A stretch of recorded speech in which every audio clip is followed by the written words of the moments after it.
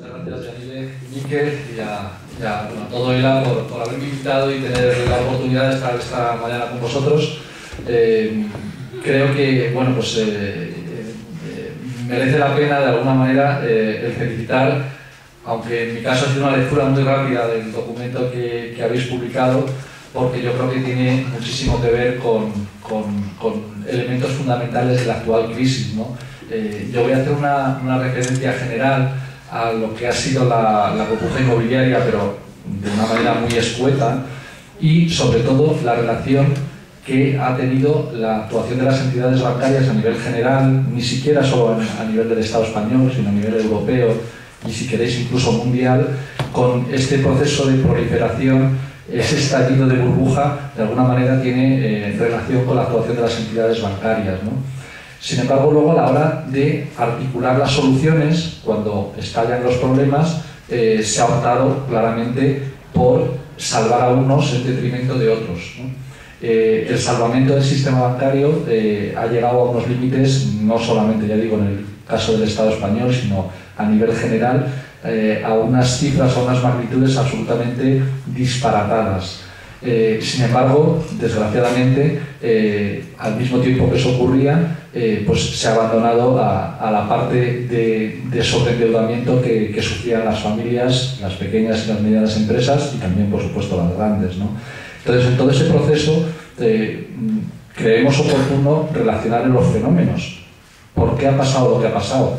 Ese fenómeno de sobreendeudamiento y de actuación de las entidades bancarias ha sido parecido al que ha ocurrido al otro lado del Atlántico. ¿Tiene algo que ver ese proceso o no? Todos habéis oído hablar de cómo estalla el problema financiero en Estados Unidos por la proliferación de hipotecas que se denominaban subprime, que habréis oído hablar, o sea, hipotecas concedidas a gente que no tenía capacidad o que no ha tenido capacidad de poder hacer frente a las mismas. Que esas hipotecas, lo que hicieron las entidades bancarias en el caso de Estados Unidos, fue utilizar un modelo claramente susceptible de provocar problemas, y era que las entidades bancarias daban las hipotecas, pero no se las quedaban. Las hipotecas, tenía poco sentido para las entidades bancarias de Estados Unidos darle una hipoteca a 30 años. Lo que hacían era darle hipoteca, empaquetar trocitos de hipoteca y vendérsela a otros. De esa manera recuperan el dinero muchísimo antes, como es lógico, que si tienen que esperar pagos mensuales durante los próximos 20 o 30 años. Ese proceso les suponía unos jugosos beneficios por la vía de las comisiones y también ocasionaba una posible diseminación o distribución del riesgo en el caso de que pasara lo que ha pasado. O sea, al final lo que se hizo de esa manera fue contaminar el sector bancario y no bancario mundial. ¿Qué pasó en este lado? En el lado del Estado español o de otros países europeos. Muchas veces se simplifica la versión de qué es lo que ha ocurrido con la crisis financiera, haciendo ver como que aquí no había hipoteca subprime, pero había algo parecido, ¿no? Y realmente no es así. Realmente aquí las entidades bancarias no les dio tiempo, no es que no lo quisieran hacer, no les dio tiempo a hacer ese mismo proceso que describía yo muy rápidamente y que se realizó en Estados Unidos. Aquí no dio tiempo a empaquetar las hipotecas y largarlas por ahí. Aquí la gran mayoría de las entidades bancarias se quedaron con ese riesgo en su balance. Y por lo tanto, cuando ha habido problemas, no han podido, de alguna manera, no han empezado a quebrar las aseguradoras o los fondos de inversión ajenos al sistema bancario. El problema lo tenemos dentro del sistema bancario. Por lo tanto, el modelo no ha sido igual, pero tiene mucho que ver con ese proceso general de insolvencia del sistema bancario. Me imagino que todos sabéis cómo funcionan los bancos. De manera muy somera, de alguna manera podríamos resumir en tomar dinero prestado para luego, a su vez, prestar. Las entidades bancarias tienen un problema de insolvencia incluso en los momentos buenos, en los momentos en los que no hay crisis, en los momentos en los que todo va sobre ruedas. ¿Y por qué? Pues en primer lugar, porque están poco capitalizadas, o sea, los accionistas ponen poco dinero. Y ponen tan poco dinero, comparado con los préstamos que dan, que si cualquier banco entrara por la puerta de una entidad bancaria a pedirle un crédito, lo que provocaría sería un sonrojo por parte de quien le está tendría que decir que sí o que no a la operación. ¿Por qué? Pues porque ninguna empresa industrial o comercial tiene un grado de endeudamiento, de apalancamiento, se suele decir, tan elevado como los bancos. Los accionistas de los bancos ponen poco dinero y multiplican mucho las operaciones para obtener los beneficios que buscan. Y eso tiene un problema gravísimo. El problema es de inestabilidad, porque claro, si los accionistas de una empresa de cualquier tipo ponen poco dinero, existe un problema grave cuando vienen mal dadas y hay pérdidas. Porque las pérdidas, en primer lugar, van contra el patrimonio de los accionistas. Y claro, si hay poco patrimonio, entonces empieza a haber dificultades. Imaginaros cualquier empresa de otro tipo de sector, pues un endeudamiento ya elevado sería que los accionistas pongan 1 euro y la deuda sea 2. Eso ya es un nivel de apalancamiento bastante elevado. Bueno, pues un banco normal, de los buenos, de los sanos, en el Estado español, en Europa o en Estados Unidos, el nivel de apalancamiento es 1 a 50. Lógicamente, eso ya da idea de la debilidad de los sistemas bancarios. ¿Por qué ponen poco dinero los accionistas? ¿O por qué ponen menos dinero del que debieran poner para que fuera estable? Pues simplemente por un motivo muy sencillo que todos entenderemos. Y es porque el negocio financiero no es rentable. Económicamente hablando, no es rentable. Diréis, pues vaya, ha venido este de Madrid para decir que no es negocio esto, cuando presentan unas cuentas de resultados absolutamente descomunales de beneficios y demás. Claro, digo que no es rentable porque hay que comparar el beneficio que obtienen con el volumen de activos que tienen que mover para generar ese beneficio. Y el beneficio, porcentualmente hablando, os digo, es muy reducido. Es tan reducido que les obliga, no estoy quitando culpas, o las responsabilidades, les obliga a hacer lo que han hecho, a generar un gran volumen de operaciones financieras para poder obtener, con un pequeño porcentaje, el beneficio que buscan. Lógicamente, eso se podría evitar, en cuanto a riesgo, si los accionistas pusieran más dinero. Pero entonces, si los accionistas pusieran más dinero, el porcentaje de beneficios sería inferior. Si lo llevamos a un banco, a lo mejor se entiende mal, pero si lo llevamos a cualquier otro tipo de negocio, pongamos una cafetería, pues seguro que todos lo podéis entender. Si vais a hacer una inversión en una cafetería que os va a costar 100.000 euros para abrirla y como socio, como accionistas de esa cafetería, ponéis 1.000 euros sobre 100.000, tendréis un nivel muy bajo de capitalización y tendréis mucha deuda. Si vienen mal dadas, podréis perder los 1.000 euros. ¿Qué ocurre? Que el porcentaje de beneficios que obtendréis será siempre superior a si, en vez de pedir dinero prestado, ponéis los 100.000 euros, en vez de pedirlos prestados. ¿Vale? ¿Qué ocurre con las entidades bancarias? Han optado por un modelo de poca capitalización. ¿Dónde? ¿En Europa? No, en todos los lugares del mundo. Ese proceso, llevamos pues, prácticamente 4 décadas de agudización de ese modelo, y el modelo, lo que ocurre es que de manera periódica se producen quiebras. Y las quiebras, así como en el caso de las empresas de otro tipo, afectan a sus acreedores y a sus trabajadores, en el caso del sector financiero, esas quiebras afectan al conjunto de los ciudadanos, al conjunto de la clase trabajadora y no trabajadora. ¿Por qué? Pues porque fundamentalmente la mitad de las deudas que tiene el sistema bancario las tiene con todas y todos nosotros. O sea, con la gente que cobra su nómina a través de una entidad bancaria, o tiene un depósito, o una pequeña cuenta corriente, o una grande. Claro, ese modelo de crecimiento desaforado era buscado y tenía todo el sentido del mundo. Cuando hoy se oyen declaraciones por parte de los responsables, por ejemplo, de la Asociación Española de la Banca, o los propios directivos del sector bancario diciendo que se cometieron errores, lo dicen con la boca pequeña, y que no tendrían que haber crecido tanto los créditos, yo les devolvería la pregunta de otra forma. ¿Qué hubiera pasado con el sistema bancario en el Estado español si no se hubieran disparado las hipotecas? Pues yo os lo digo, lo que hubiera pasado es que habría entrado en quiebra hace 10 años. Necesitaban crecer en su número de hipotecas hasta el nivel que crecieron, porque era una huida hacia adelante. El sector financiero tiene un problema gravísimo de rentabilidad y, por tanto, para superar ese problema de rentabilidad, lo que intenta es, a toda costa, conseguir volumen. Siguiendo con el ejemplo de la cafetería, yo tengo un amigo allí en Madrid que me decía el otro día que iba a poner las cañas a 1 millón de euros. Y yo le dije, pues vas a vender pocas, Carlos, también se llama Carlos.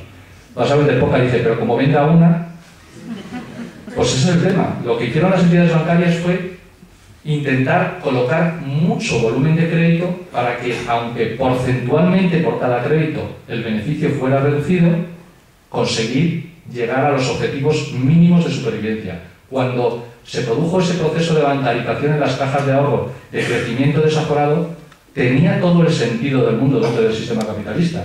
El crecimiento permitía dos cosas. Una, intentar conseguir ser uno de los que sobrevivieran y obtener esos beneficios a costa de un gran volumen. O sea, de vender millones de cañas a 1 euro en vez de una caña a 1 millón de euros. El proceso, lo que ocurre, es que requería de algo que entrañaba muchos riesgos. El proceso conllevaba la necesidad de tomar mucho dinero prestado, que a lo mejor puede que, llegara al caso, no se podría devolver.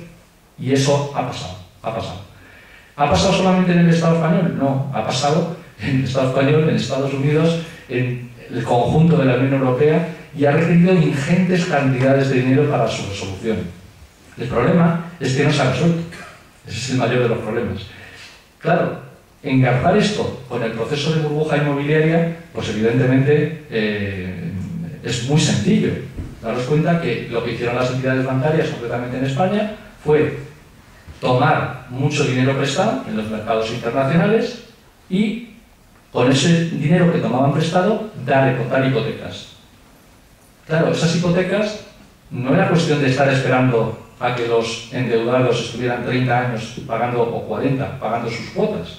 Necesitaban, para que la bicicleta no cayera, seguir pedaleando. ¿Y cómo se hace eso?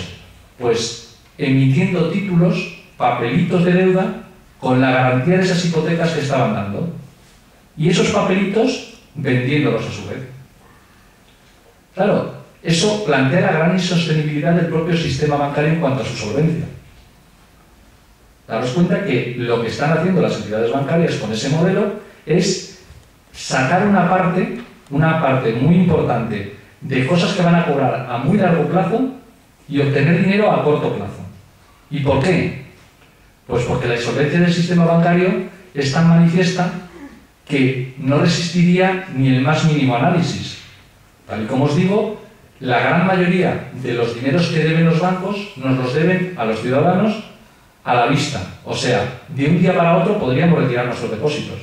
De hecho, es una práctica habitual, la gran mayoría de la gente tiene depósitos como mucho, imaginaros, a 1 año. La media de todos los depósitos en el Estado español ahora mismo no supera el año, de media. Hay gente que puede retirar sus depósitos mañana y hay gente que 3 años. La media es 1 año. Sin embargo, los préstamos que dan las entidades bancarias tienen un plazo muchísimo mayor. Lógicamente, incluso aunque los accionistas pusieran mucho dinero, hay un desequilibrio que no se puede sostener.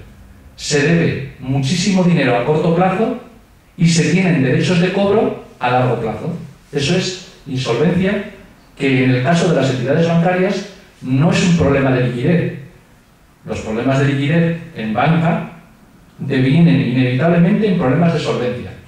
Una empresa que, por ejemplo, tenga muchos derechos de cobro y deba mucho dinero a corto plazo, puede sentarse con sus acreedores y decir, oye, necesito más plazo. Sin embargo, los bancos no pueden hacer eso, porque provoca el lógico efecto de huida masiva de los depositantes. Imaginaros que un banco se sentara con los ahorradores y dijera, oye, mira, que vienes a sacar dinero con tu tarjeta de débito para pagar esto, pero no te lo puedo dar hoy, te lo doy dentro de 1 año y medio, o dentro de 2 años. Imaginaros el efecto que eso provocaría. Ese efecto no se realiza, no se produce, y las entidades bancarias acuden a otro tipo de ventanilla para pedir árnica, para pedir ayuda. ¿A qué ventanilla acuden? Pues a la de todos los ciudadanos a través de los estados. Los poderes públicos llevan rescatando entidades bancarias desde que existen entidades bancarias, desde ese momento. ¿Qué ha pasado en concreto en el Estado español en los últimos 5 años? Pues que ese proceso de rescate ha alcanzado unas cifras absolutamente descomunales. Muchas veces se simplifica y se indica que el rescate al que acudió España cuando fue a Europa a pedir dinero para rescatar, se dice, a las cajas, ese es el escenario en el que la gente más o menos se encuentra cómoda. Parece que son 40.000 millones de euros, habéis oído hablar, que hemos pedido dinero a Europa para rescatar a las cajas de ahorro. Pues fijaros, siento deciros que no son 40.000 millones de euros los que han recibido las entidades bancarias, porque cuando hablamos de ayudas públicas no solamente tenemos que contar con el dinero inyectado directamente en el capital de las entidades. Ayudas públicas son también los préstamos que se le dan a las entidades bancarias en condiciones concesionales, o sea, mejores que las del mercado. Ayudas públicas son las líneas de liquidez que se les entregan a las entidades. Ayudas públicas son cuando le compramos activos que no son capaces de vender en circunstancias normales. Por ejemplo, cuando el banco malo, del que luego hablaremos, compra activos inmobiliarios, o sea, viviendas y también créditos relacionados con la vivienda, en un importe cercano a los 50.000 millones de euros. Ayudas públicas son también cuando se le dan créditos fiscales a las entidades bancarias, es decir, cuando se les permite que, con cargo a los impuestos que pagarán en los próximos años, se les entreguen certificados de depósito que supongan blindar esos dineros cuando los puedan necesitar. Todos estos elementos son ayudas públicas. También lo son los esquemas de protección de activos, que son seguros contra pérdidas futuras que puedan tener las entidades bancarias que se han quedado con cajas que fueron nacionalizadas y luego posteriormente privatizadas. El conjunto de todas estas ayudas asciende a la friolera de 1,5 billones con B de euros. No 40.000. 1,5 billones. ¿Pero qué ocurre? El diagnóstico era erróneo y sigue siendo erróneo. Se plantea que hay un problema puntual y que con el tiempo eso se solucionará. Hay un pinchazo de la burbuja inmobiliaria, hay una incapacidad momentánea de hacer frente a nuestros compromisos como entidades bancarias y si nos dan tiempo, esto se soluciona. De alguna manera se plantea ese escenario que en el informe indicáis. Con tiempo, ¿volvemos otra vez a recuperar el modelo de crecimiento basado en las hipotecas y demás? Evidentemente, se plantea claramente que ese no es el motivo, esa no es la salida, la solución. Pero es que ese ha sido el diagnóstico que ha dado lugar al proceso de rescate y de ayuda pública realizado a las entidades bancarias durante los últimos años. Se ha pensado que esto es un paréntesis. Y no es así, no es un paréntesis. Primero, además, para que fuera un paréntesis había que reconocer las pérdidas y asumirlas. Claro, para asumir las pérdidas hay que tener patrimonio para poder asumirlas. Y las entidades bancarias, como decía al principio, están muy poco capitalizadas. El conjunto de todos los accionistas, incluido el Estado, que ya ha puesto mucho dinero, tiene en las entidades bancarias solo 200.000 millones de euros.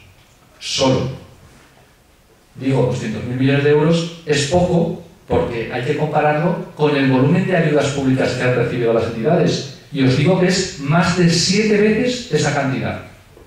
O sea, entre todos estamos proporcionando garantías, riesgos, avales, préstamos e inyecciones de capital en un importe 7 veces superior a lo que han puesto los accionistas de las entidades bancarias, incluido el Estado, en los casos en los que ha puesto dinero para salvar entidades como por ejemplo Bankia o Catalunya Caixa.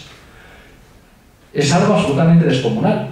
Sin embargo, no es conocido por parte de la gente. ¿Por qué? Pues entre otras cosas porque existe una verdadera campaña de desinformación en este tipo de actuación. Cuando yo hablo de este tipo de cantidades, mucha gente dice, bueno, las fuentes son las propias de las entidades bancarias, del Tesoro Público, del Banco de España, todo fuentes oficiales. Lo que ocurre es que lo que no hacen las fuentes oficiales es poner toda la información en la misma página. Es un sistema que puede parecer muy arcaico, pero que funciona. Ha funcionado, porque la gente en general, en todo el Estado, suele desconocer la magnitud del proceso de rescate que se ha producido. Como solo una parte de esas ayudas no llega al 7%, son inyecciones directas de capital, el problema lo seguimos teniendo. Porque lo que se ha hecho ha sido intentar solucionar un problema de insolvencia de las entidades bancarias dando garantías y préstamos. Y todos entenderéis que esa no es la solución. Llevarlo a una situación de una familia que pierde sus fuentes de ingreso, pierde su trabajo y se encuentra con una deuda hipotecaria elevada. Imaginaros que la solución que se le plantea por parte de las administraciones públicas es más préstamos. Oye, no está mal porque comparado con la acción que se ha dado, no está nada mal que se le hubieran dado financiación concesional a estas familias. Lo que quiero decir es que con eso no solucionas el problema a largo plazo de la familia. Estás dándole préstamos. No estás solucionando el problema del sobreendeudamiento que tiene con respecto a los ingresos que puede generar. Eso es lo que se está haciendo con las entidades bancarias. Se les ha dado una cantidad ingente de dinero en capital, pero insuficiente para resolver su problema. Y lo que sí se ha hecho ha sido comprometer las finanzas de las administraciones públicas para intentar ver que pase el tiempo, vengan momentos mejores y los activos inmobiliarios que tienen en sus balances puedan realmente valer lo que dicen que valen los bancos. Claro, ese fue el mensaje que lanzaron en el año 2008, en el 2009, en el 2010, en el 2011 y siguen lanzando ese mismo mensaje. Todavía ayer venía escuchando que uno de estos sabios del grupo de entidades financieras de élite hablaba de que ya empezaba otra vez a subir el precio del mercado de la vivienda, cosa que es razonablemente discutible, ¿no? Porque ahora mismo el mercado, como otras tantas cosas que no funcionan en este país, el mercado inmobiliario prácticamente no existe. Es muy complicado establecer un precio de mercado cuando no hay transacciones o hay muy pocas transacciones, ¿no? En este caso, el planteamiento, el que están intentando autoconvencerse de que está ocurriendo, es que el mercado repunta. Pero fijaros, cuando hablamos de precio de la vivienda, tenemos que tener en cuenta también otros elementos, no solamente el precio metro cuadrado, sino el esfuerzo que supone, por ejemplo, para las familias acceder a la misma. ¿Se está solucionando el problema del acceso a la vivienda para las familias, las nuevas o las que quieran cambiar de domicilio en el momento actual? Pues, sinceramente, no. Hay estadísticas muy diferentes, pero las del Ministerio de Fomento a nivel estatal hablan de una caída desde el pico de la burbuja inmobiliaria de un 40% en el precio de la vivienda, por simplificar, ¿vale? Ese 40% de caída en el precio ha sido con creces superado por otro tipo de actuaciones que tienen que ver con políticas gubernamentales que se están estableciendo. Por ejemplo, el IVA. El IVA de la vivienda nueva, sabéis que se ha incrementado del 4 al 10%. No solamente el IVA, tenemos otro elemento fundamental y es las condiciones de los préstamos hipotecarios. Las condiciones de los préstamos hipotecarios en los nuevos préstamos son absolutamente disparatadas comparadas con las que existían en los momentos de la burbuja inmobiliaria. Ahora no se financia, o es muy difícil financiar una vivienda que no esté ya en los balances de los bancos. O sea, si tú te quedas con una vivienda de las que tienen ellos ya adjudicadas, te pueden dar unas condiciones maravillosas. Pero si tú vas con una vivienda que has visto por ahí en cualquier lugar de Bilbao y dices, no, yo quiero esta vivienda concreta que no me la vende un particular, pues es muy difícil que puedas obtener un préstamo que no esté o que esté por debajo del Euribor más 4 puntos, ¿vale? Con lo cual estamos hablando de un diferencial muy grande comparado con el tipo oficial del dinero, que por si alguien no lo sabe, está en el momento actual al 0,15%. O sea, las entidades bancarias de toda Europa pueden obtener financiación ilimitada al 0,15% y lo prestan al 4,5% con suerte, en caso de vivienda hipotecada. Con lo cual el esfuerzo para una familia que ahora quiera adquirir una vivienda es enorme, comparado con el que existía hace unos años. Y luego hay otro elemento más, y es que todo este proceso de devaluación salarial en el que nos estamos viendo inmersos por la absoluto diagnóstico equivocado de la crisis que se está teniendo por parte de los gobiernos, hace que la dificultad en cuanto a la visión a largo plazo que pueda tener una familia a la hora de poder invertir en un bien tan fundamental como la vivienda, pues es muy superior. O sea, salarios más bajos y menor estabilidad en el empleo hacen que el esfuerzo para adquirir una vivienda sea superior. Hay estudios que hablan de que incluso con respecto a lo ocurrido en el pico de la burbuja, ahora mismo, comparativamente, la vivienda sería hasta un 15% más cara. Si tenemos en cuenta estos elementos que os estoy diciendo, un mayor coste en la financiación, unos menores salarios, una menor estabilidad en el empleo y una situación, evidentemente, de impuestos superiores en lo relacionado con el IVA, en el caso de la vivienda nueva. Por lo tanto, hay determinados elementos que dificultan el que esa visión extremadamente optimista de esperar a que escampe, a que se vayan los nubarrones, vaya a ser suficiente para resolver el problema inmobiliario en este país. ¿Qué ocurre? Que ante esa amalgama habría que pensar en cómo se puede digerir el proceso de las muchas viviendas que ya están en una situación de haber sido desahuciadas las familias y ejecutadas por parte de las entidades bancarias y los créditos que llevan asociados a eso.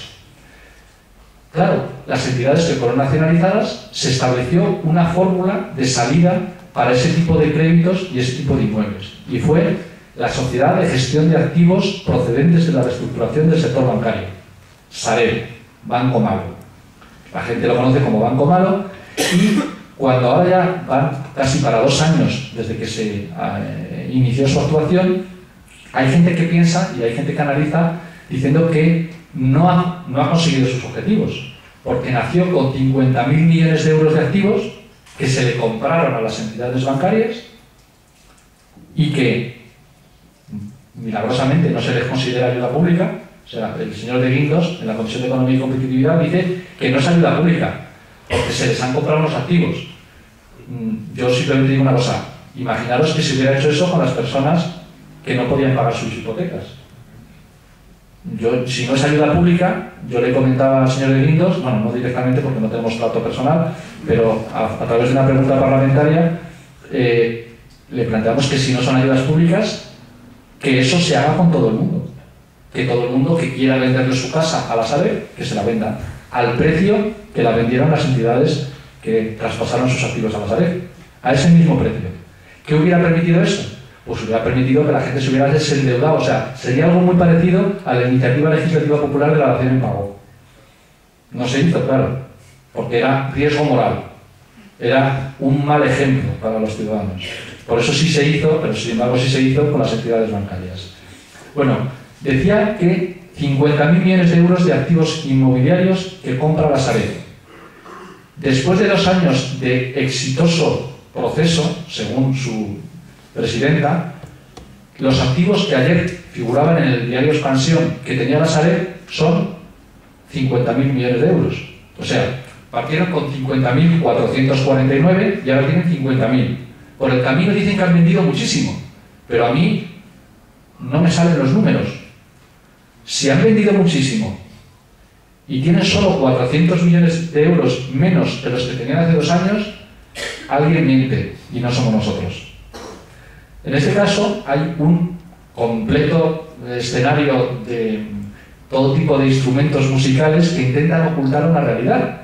Y es que la Sareb no llegó para poder vender esos activos inmobiliarios. O sea, su objetivo no es ese, ni por supuesto hacer política de vivienda. Su objetivo, y para eso sí está funcionando muy bien, es sostener los precios.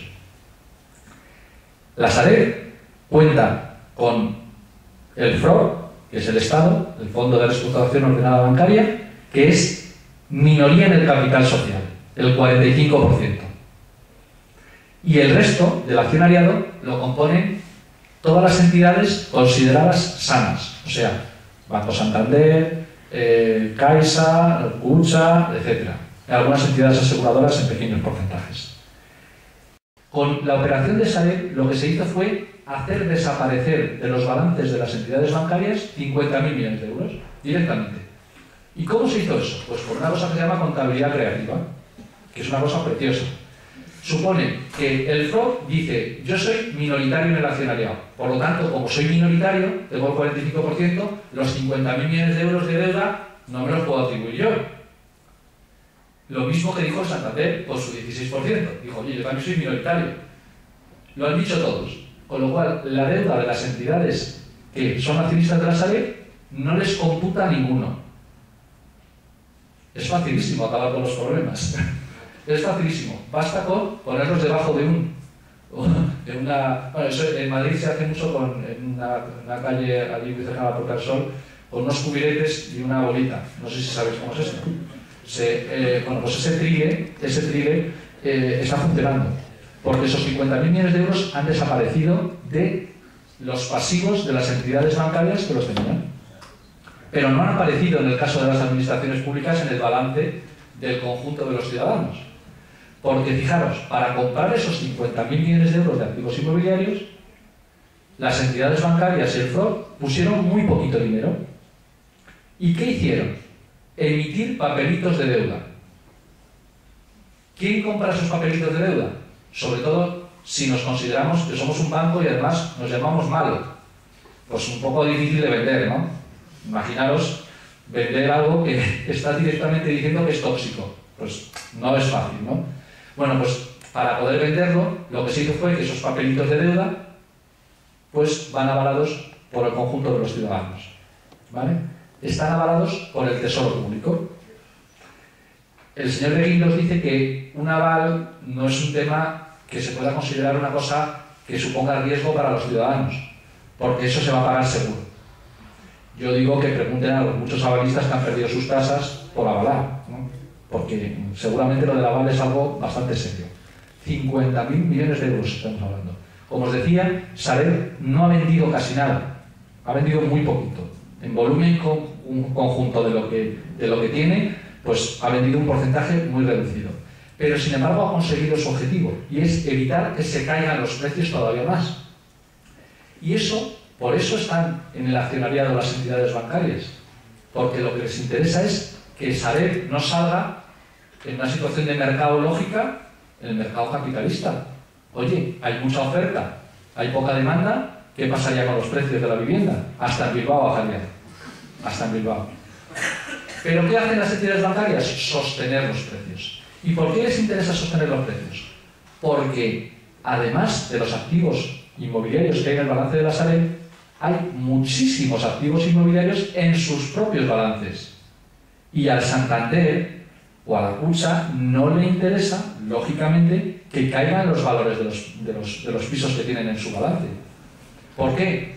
Pues entre otras cosas, porque eso provocaría un daño en sus propios balances. Imaginaros la peculiaridad que se da cuando hay entidades nacionales que han traspasado pisos al Sareb, lo han traspasado a un determinado precio. Bueno, pues imaginaros que en la misma urbanización un banco que no ha traspasado sus activos al Sareb, por ejemplo, uno de los considerados sanos, como puede ser Santander, ese está viendo como Sareb tiene contabilizado un piso a 100.000 euros y sin embargo Santander lo tiene contabilizado 200.000, el mismo piso en la misma escalera. Y eso es legal. Eso es legal. ¿Qué es lo que no quiere Santander en ningún caso? Que bajen los precios hasta el punto en el que tenga que hacer más provisiones, que tenga que reconocer más quebranto. Por lo tanto, daros cuenta que el banco malo sí está cumpliendo su función. Evidentemente no es una función social, no es una función que nos interesa a los ciudadanos, porque si de verdad consideran que los mercados son la forma de solucionar el problema, lo que tendrían que hacer es no poner una red y que bajen los pisos hasta donde tengan que bajar. ¿Pero qué ocurre? Que eso supondría una quiebra todavía mucho mayor de las entidades bancarias, que ya están en quiebra, con lo cual, imaginaros la situación que se plantearía. Por lo tanto, Sareb está consiguiendo su objetivo, que es manteniendo los precios. Pero el que mantenga los precios no impide que no puedan conseguir el deshacerse del stock de viviendas que ya tienen. ¿Y por qué no lo pueden hacer? Porque las entidades bancarias están en proceso de desendeudarse, de devolver sus créditos, de devolver sus préstamos. Y lógicamente en esa situación no están muy interesados en vender las tasas que tengan en sus balances a crédito. Por lo tanto, imaginaros un particular que vaya a la Sareb y quiera comprar un piso. Lo normal es que vaya y diga, y además necesito un préstamo. ¿Quién se lo da? Ese es un problema. Sobre todo, además, cuando las propias inmobiliarias de las propias entidades bancarias consideradas sanas necesitan colocar sus propios pisos, no los pisos del Sareb. el círculo es absolutamente perverso, porque los intereses son contrapuestos. Estamos generando una sociedad que entra dentro del perímetro de las administraciones públicas, que tiene sentados en su consejo de administración a empresas privadas que tienen intereses completamente contrarios a los que debiera tener el Estado a la hora de actuar en esa empresa. ¿Qué resultado puede tener ese engendro? Pues ya os lo podéis imaginar. ¿Positivo, desde luego? No. Es absolutamente imposible que se pueda generar una ventana de oportunidad por esa vía en cuanto a la ejecución de una política de vivienda adecuada. Ahora, sin embargo, imaginaros lo que podría haberse hecho con una inmobiliaria de esa potencia sirviendo a otros intereses. Pues absolutamente demoledor. Desde luego, si hay algo que no podría ser un recurso escaso en el momento actual, es la vivienda como elemento fundamental, ¿no? que está perfectamente descrito en vuestro informe, ¿no? Eso no es un problema. Es un problema si no se ejecutan las políticas de vivienda que vayan encaminadas a poner ese bien al servicio común y general. Imaginaros que lo que hubieran hecho las entidades bancarias es, en vez de haber recibido esas inyecciones de capital y esos préstamos de los que yo hablaba, imaginaros que hubiéramos realizado políticas públicas para incidir en las hipotecas que están en situación de morosidad, o sea, de retraso en el pago. ¿Sabéis cuánto dinero hay en dificultad de pago en cuestión de las familias en el conjunto del sistema bancario del Estado español? No llega a los 50.000 millones de euros. ¿Vale? 50.000 millones de euros, pero no es que haya 50.000 millones de euros retrasados. Ese es el total del préstamo. O sea, las 3 cuotas o las 4 cuotas que deban las familias, estamos hablando de un coste total estimado que no llegaría a los 7.000 millones de euros. 7.000 millones. Claro, no es una cantidad que manejemos los que estamos aquí, pero ponerlo en comparación con los volúmenes de ayuda pública puestos a disposición de las entidades bancarias. Es absolutamente nimio. Los 7.000 millones de euros que hubieran solucionado el conjunto de las cuotas atrasadas no es más que 200 veces inferior al conjunto de ayudas públicas entregadas a las entidades bancarias. O sea, estamos hablando de algo técnica y económicamente ridículo. Pero imaginaros que hubiéramos ido más allá y hubiéramos dicho, no, las políticas públicas no son solamente para solucionar los problemas de las cuotas atrasadas de las familias en riesgo de exclusión. No, les pagamos el crédito entero, 50.000 millones de euros. Pagamos la totalidad del préstamo, para que no tengan problemas. Bueno, pues eso es 30 veces inferior al conjunto de las ayudas públicas otorgadas al sistema. Si se hubiera utilizado ese tipo de política de cancelar el 100% de la deuda en situación de morosidad, esa ayuda no la hubieran tenido que recibir las entidades bancarias, porque la habían recibido a través del pago de su préstamo por parte de las familias. O sea, no sé si me explico. Lo que quiero decir es que técnicamente, desde el punto de vista económico, cuando se dice que no hay dinero para poder afrontar una situación de debilidad de un gran número de familias a nivel de todo el Estado, es porque no se está poniendo en comparación con las cifras realmente utilizadas para el salvamento del sector bancario. Había un chiste muy bueno de Forges, lo tengo en la presentación, no estoy poniendo nada en la presentación porque creo que incluso puede ser despistar, pero la presentación yo os la dejo y luego vosotros la circuláis como queráis, ¿no? Donde vienen todos los datos a los que estoy haciendo referencia. Forges decía en un chiste que no entendía muy bien el que los bancos reciban ayuda en vez de que fueran las familias los que recibieran la ayuda para pagar sus hipotecas, porque así no habría que ayudar a los bancos. Una cosa bastante de sentido común, ¿no? Lo que pasa es que el sentido común en este caso no está instalado en nuestros gobernantes. Y el planteamiento, a la hora de incidir en políticas públicas de reducción de deuda, que es el verdadero problema, esas políticas públicas de reducción de deuda generan lo que se llama riesgo moral. El riesgo moral es el riesgo de decir, oye, a ver si ahora todo el mundo va a pensar que las deudas pueden no pagarse.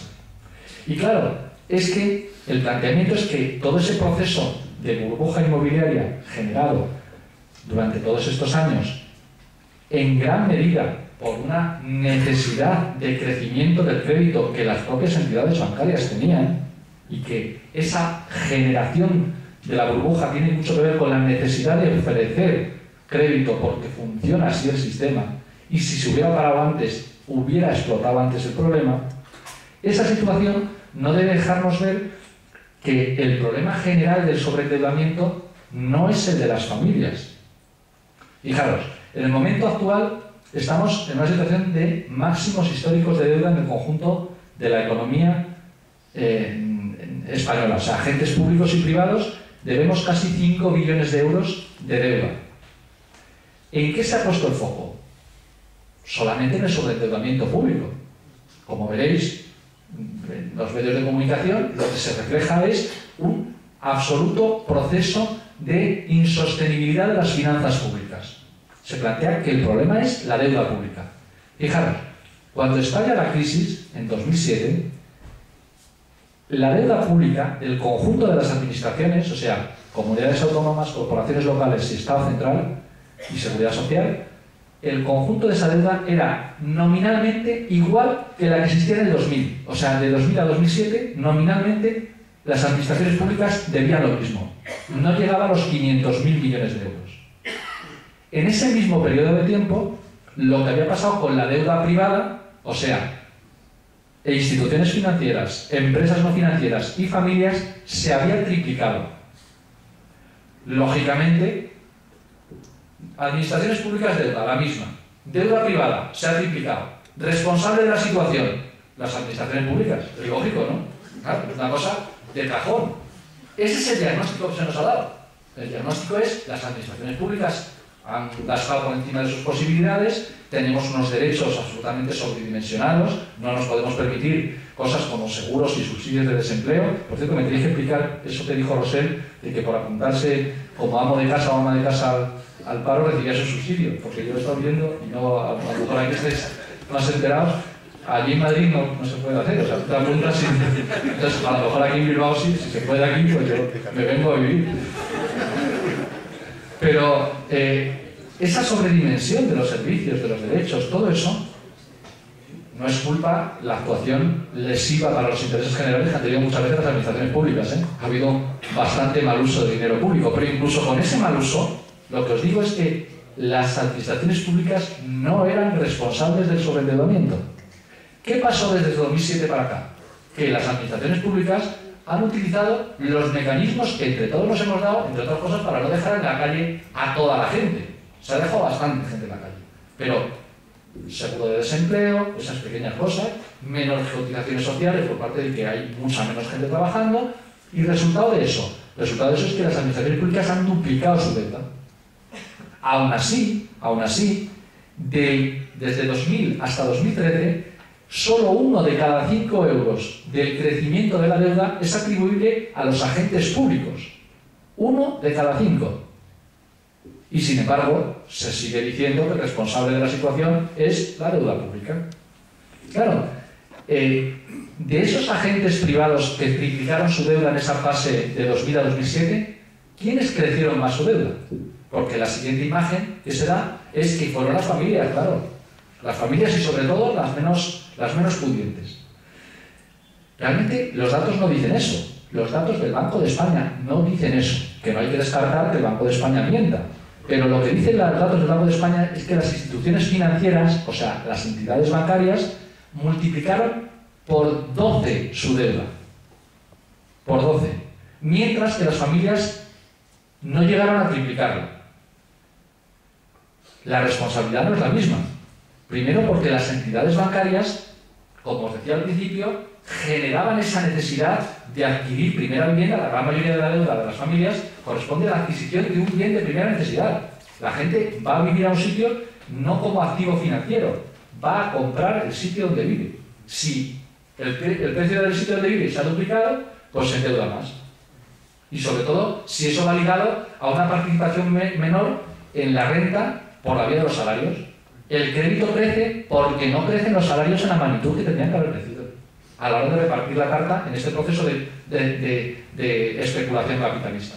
Lo que se plantea en esa fase de crecimiento es que incluso con ese proceso hablamos de que la deuda de las familias se multiplicó por 2,7 y la de las instituciones financieras por 12. Y la de las empresas no financieras, fundamentalmente las grandes y las medianas, no penséis en las peluquerías y en las cafeterías, se multiplicó por 5. O sea, estamos hablando de que a la hora de la responsabilidad del sobreendeudamiento imparable del volumen de deuda que se tiene, ni siquiera las familias, y muchísimo menos las de bajo ingreso, son las responsables de la situación. Sin embargo, la imagen es que se rompieron los platos y hay que arreglarlo entre todos. Claro, entre todos supone, pues entre todos, fundamentalmente, pues entre los que menos tienen. Pero el proceso de sobreendeudamiento, como os digo, no tiene los responsables que parece tener. Ante ese planteamiento de sobreendeudamiento de las instituciones financieras, el proceso de rescate que os describí antes es algo absolutamente lógico. Y ha funcionado. Ha funcionado. El proceso de rescate ha consistido en ver cómo se salva a los acreedores privados de las entidades bancarias. Y está funcionando el proceso. ¿Cuál fue el elemento clave de la historia? Pues el que existiera una actuación a nivel europeo coordinada que permitiera pagar a los que habían comprado papelitos de deuda de las entidades bancarias. ¿Y qué papelitos de deuda fundamentalmente vendían las entidades bancarias en el Estado español? Cédulas hipotecarias, que a lo mejor algunos suenan. Son papelitos de deuda que emiten las entidades bancarias con la garantía no solo de la propia entidad, sino del paquete de créditos hipotecarios que ha dado la entidad. O sea, imaginaros la Kutxa da una serie de préstamos hipotecarios y si se diera una circunstancia en el que tiene problemas la Kutxa para devolver las cédulas hipotecarias, lo primero que haría sería que los que pagan las hipotecas le pagarían a esos tenedores de títulos. Es una doble garantía. Y claro, es algo que no se podía dejar que cayera. Y para no dejar que cayeran esas entidades al no devolver los títulos de cédulas hipotecarias que habían vendido por todo el mundo mundial, lo que hicieron fue algo muy sencillo, es establecer la fórmula pública de otorgar dinero para que en vez de debérselo a unos, se lo debamos a otros. Ahí apareció la figura del Banco Central Europeo. El Banco Central Europeo siempre ha actuado como prestamista que se llama de última instancia. ¿Qué quiere decir eso? Que si una entidad bancaria al terminar el día le falta dinerillo para acabar, para encajar, lo que hace es que puede pedirlo prestado al Banco Central Europeo. Lo hace a través de una ventanilla. En el caso del Estado español, la ventanilla es la del Banco de España. O sea, las entidades bancarias se lo piden al Banco de España y el Banco de España se lo pide al Banco Central Europeo. Es un mecanismo simplemente para que entendamos que al final el último responsable de que esos préstamos se devuelvan es el propio Banco de España. ¿Qué hicieron las entidades bancarias? Pues pedir dinero prestado. Pero claro, pedían dinero prestado a un plazo corto. Y eso no era muy interesante.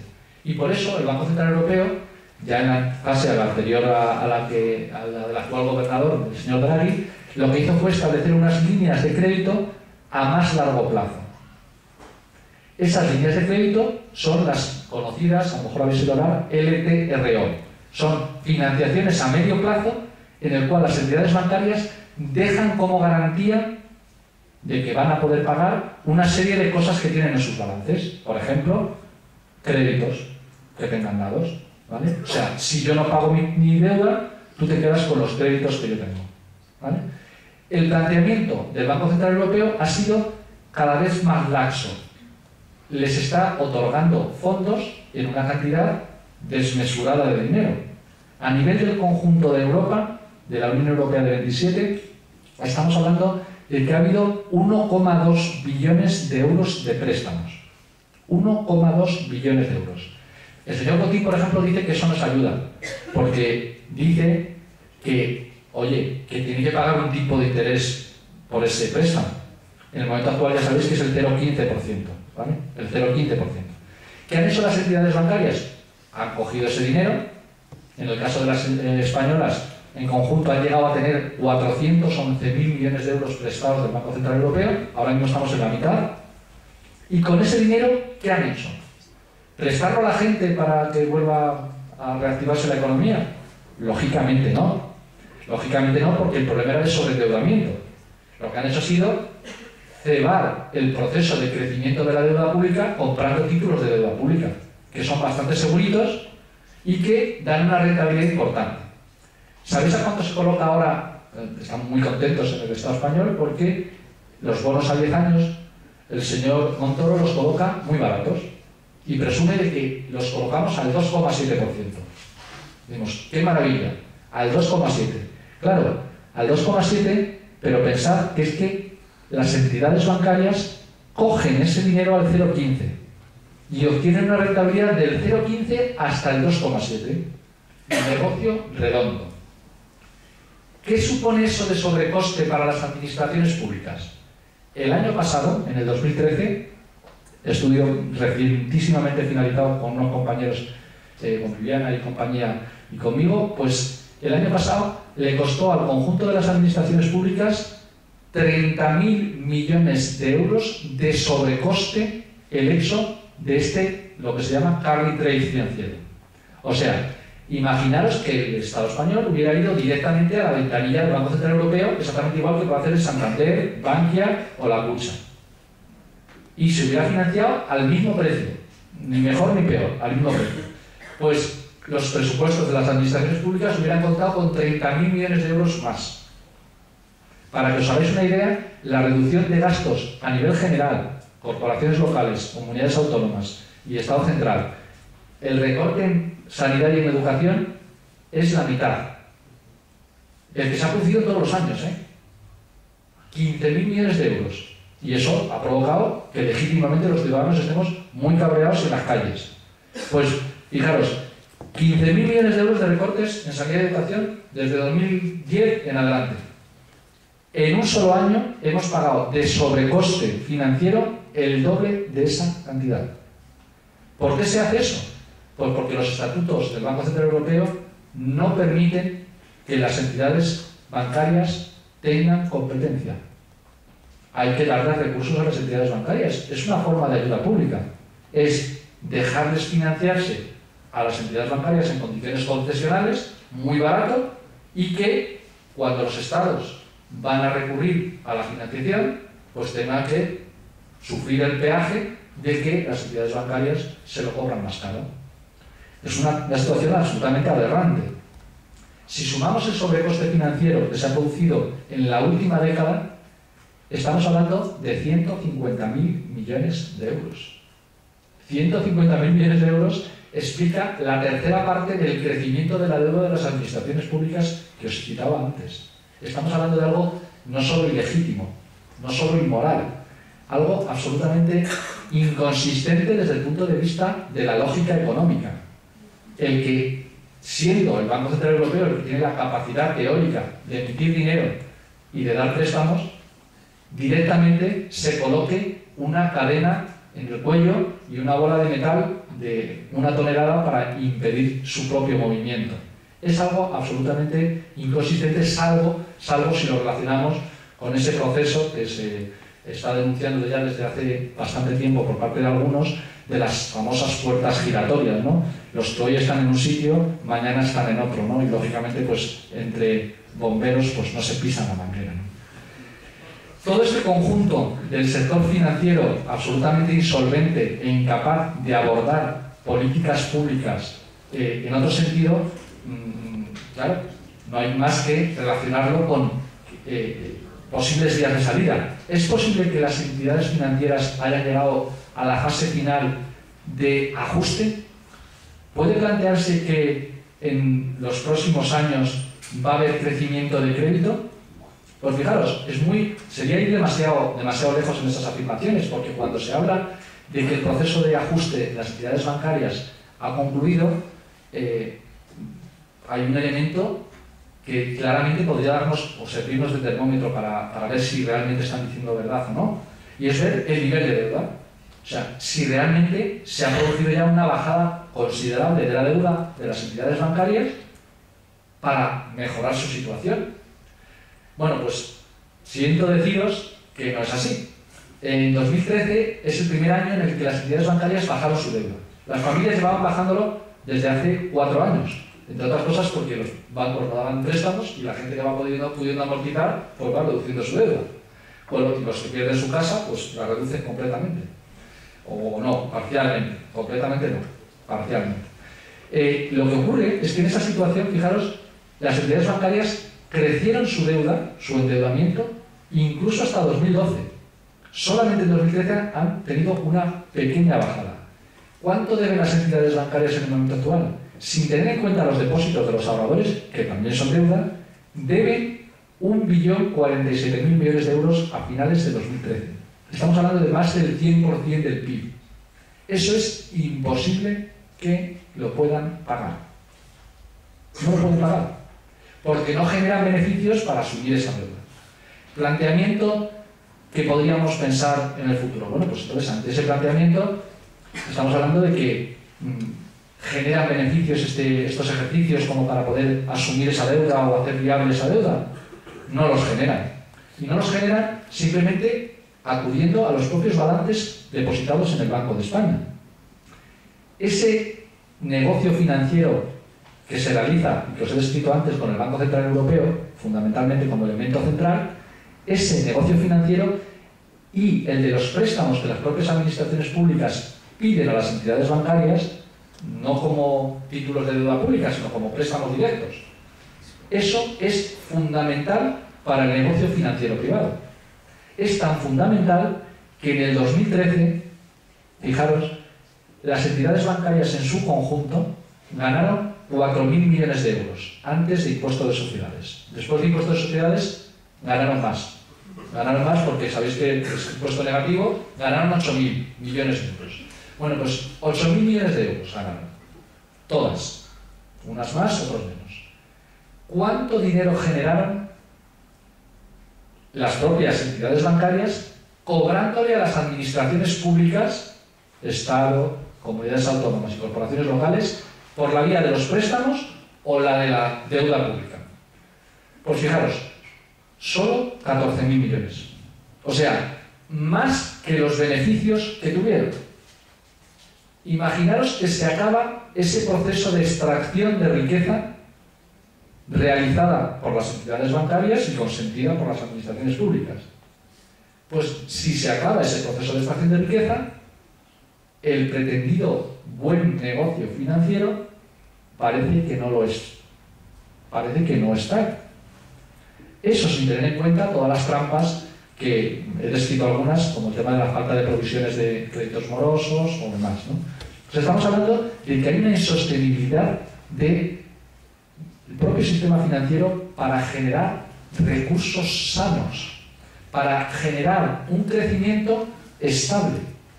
No es más que el fruto de una insostenibilidad del propio sistema para hacer negocio que no sea adoptando determinadas actuaciones que provocan un enorme riesgo social.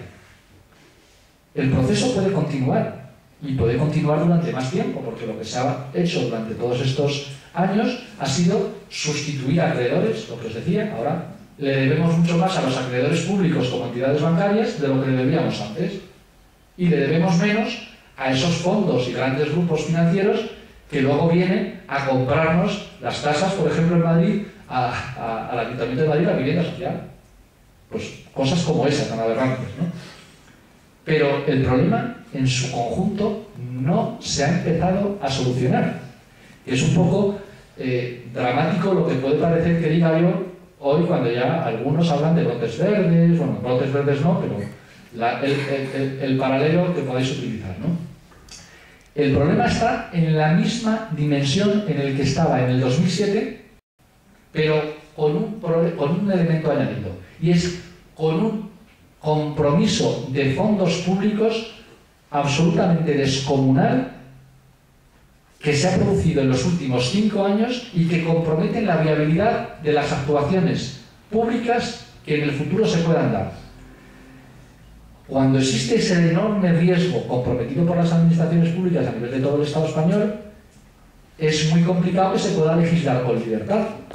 ¿Cómo se puede hacer política de vivienda? Y, por ejemplo, aprobar determinadas iniciativas legislativas en Andalucía o aquí en Navarra. ¿Cómo se puede actuar de esa manera cuando tú tienes un lobby financiero que tiene comprometido un montón de avales de las administraciones públicas y que podría ejercer una actuación bastante lógica desde su punto de vista? Oye, que me dejo caer. Es que nos arrastran a todos. Ese es el problema. Que durante estos 5 años lo que hemos hecho ha sido darles la llave de la casa. Y el problema es que ahora, ¿quién va a legislar? ¿Quién va a legislar en contra de esos intereses? Solo cabe una opción, evidentemente. Y es que lo que algunos pensamos es que lo que entre todos sostenemos, de todos debe ser. Y si entre todos estamos sosteniendo el negocio financiero, la titularidad del negocio financiero debe ser de todos, para luego, evidentemente, poder actuar políticamente de otra manera. Si queréis, lo dejamos aquí y bueno, pues muchas gracias por haberme atendido casi 5 minutos.